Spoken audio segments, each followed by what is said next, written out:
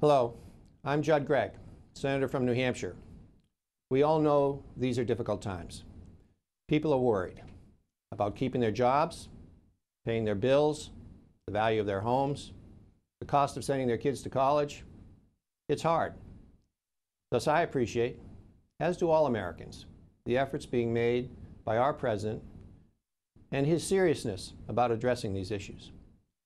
But what concerns many of us are his proposals in the budget he recently sent to the Congress that dramatically grow the size and cost of government and move it to the left. It is our opinion that this plan spends too much, taxes too much, and borrows too much. You may have heard this before, that the budget of the President spends too much, taxes too much, and borrows too much. What do we mean? Well, let me give you a few examples. In the next 5 years, President Obama's budget will double the national debt. In the next 10 years, it will triple the national debt. To say this another way, if you take all the debt of our country, run up by all of our presidents, from George Washington through George W. Bush, the total debt over all those 200+ years since we started as a nation, it is President Obama's plan to double that debt in just the first 5 years that he is in office. He is also planning to spend more on government as a percentage of our economy than at any time since World War II.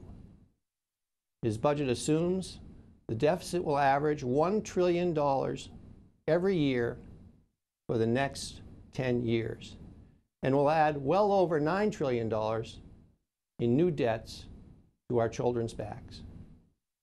He is also proposing the largest tax increase in history, much of it aimed at taxing small business people who have been, over the years, the best job creators in our economy. And further, he is proposing a massive new national sales tax on your electric bill, so that every time you turn on a light switch in your house, you will be hit with a new tax. And it averages over $3,000 per household. These are staggering numbers and represent an extraordinary move of our government to the left. The President, to his credit, is not trying to hide this. In fact, he's very forthright in stating that he believes that by greatly expanding the spending, the taxing, and the borrowing of our government, this will lead us to prosperity. Here, of course, is where we differ. We believe you create prosperity by having an affordable government that pursues its responsibilities without excessive costs, taxes, or debt. That is the individual American who creates prosperity and good jobs, not the government. We believe that you create energy independence not by sticking Americans with a brand new national sales tax on everyone's electric bill, but by expanding the production of American energy, such as environmentally sound offshore drilling, nuclear power, wind, solar, while also conserving more. We also believe you improve everyone's health care, not by nationalizing the health care system and putting the government between you and your doctor, but by assuring that every American has access to quality health insurance and choices in health care.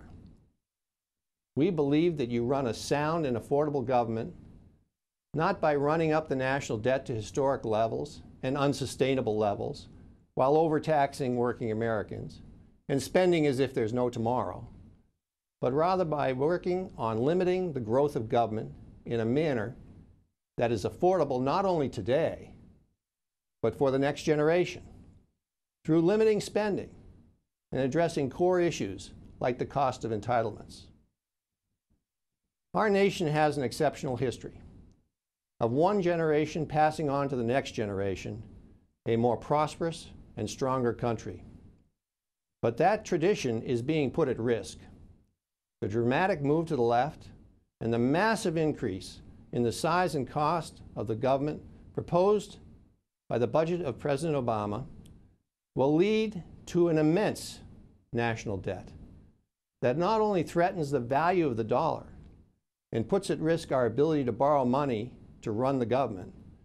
But it will also place our children at a huge disadvantage as they inherit this debt, which will make their chances of success less than those given to us by our parents. It is not right for one generation to do that to another generation. Rather, we believe that if you properly steward the responsibilities of the government, if you do not spend too much, if you do not tax too much, if you do not borrow too much, we can leave our children a better nation where they will have an even greater opportunity for prosperity, peace, and freedom. Thank you for taking the time to listen, and have a great weekend.